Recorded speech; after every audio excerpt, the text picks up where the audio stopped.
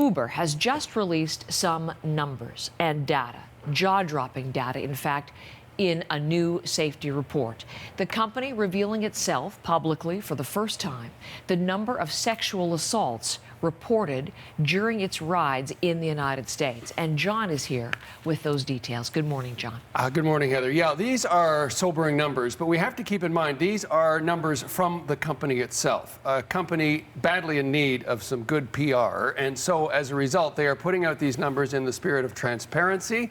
And let's look at what some of those numbers are. The big one, over the 2 years of this study, almost 6,000 instances of sexual assault between 2017 and 2018. Now, again, the company pointing out this is from a total of 2.3 billion rides. They also go through and point out, for example, that there were 20,000 murders in the United States every year.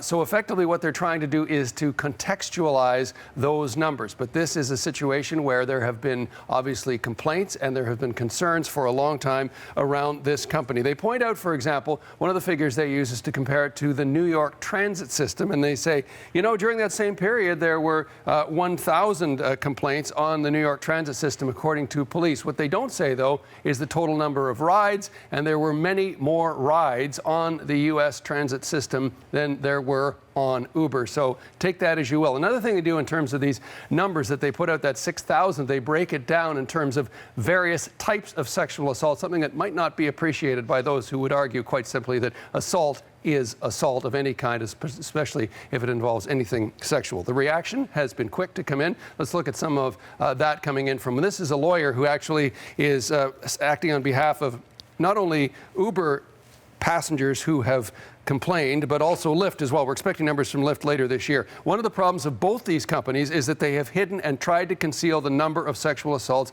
that occur in their vehicles. Again, this exercise in them trying not to conceal it any longer, at least come out with these numbers. The National Sexual Assault Hotline people, they say this: we'd love to see organizations in every industry, including educational institutions, make a similar effort to track and analyze sexual misconduct within their communities. Heather?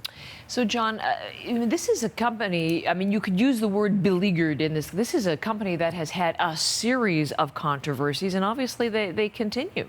They do. The founding CEO stepped down a year and a half ago amidst allegations that he did not do enough and that there was a toxic environment. They even brought in Eric Holder, the former U.S. Attorney General, to come forward and come up, and presumably this for disclosure of the company is part of that process. There have been dozens of resignations and disciplines of companies for, again, behavior and failure to report complaints of sexual assault. Should add, the company says that their drivers are occasionally targets of this, and they say they need to speak out on their behalf, but it is overwhelmingly women who are targeted in these situations, sometimes by other passengers in the cabs, but also, of course, by drivers as well. Heather? John, thank you very much.